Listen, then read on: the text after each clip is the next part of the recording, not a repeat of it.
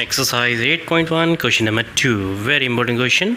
In the given figure, find 10p minus cot r, right? And 10p minus cot r आप कैसे find out करेंगे?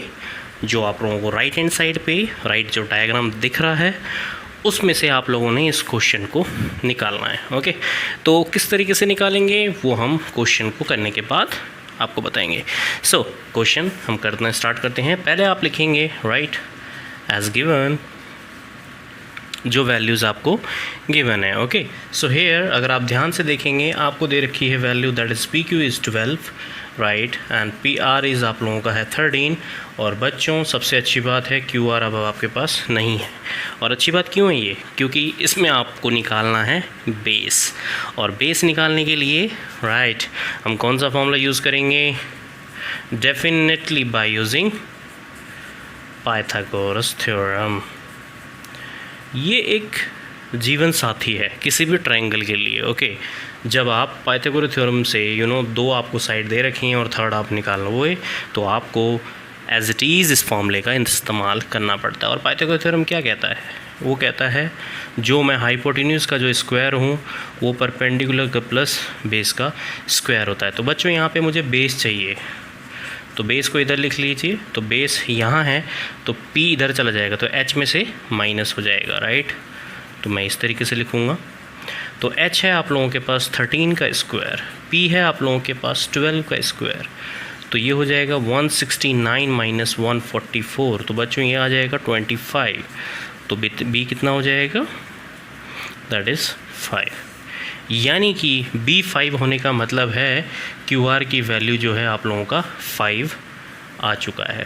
Definitely आप लोगों को बात अब समझ में आ गई होगी. ओके, सो यहाँ पे मैंने एक बात का ध्यान रखना है, यहाँ पे मैंने 12 सेंटीमीटर 13 सेंटीमीटर 5 सेंटीमीटर नहीं लिखा है. ओके, वो आप लोगों को सेल्फली लिखना है. आप लोग समझदार हो, प्लीज़ लिख लेना. ओके, सो आगे बढ़ते हुए यहाँ पर थोड़ा सा रफ कर लेते हैं. ओके, थोड़ा स्पेस के लिए. अब जैसे कि मैंने आप लोगों को बताया है कि जो वैल्यूज़ हैं हम यहाँ पे लिख देते हैं. ओके, दैट इज़ 5 सेंटीमीटर क्योंकि हमारा ये अब निकल चुका है.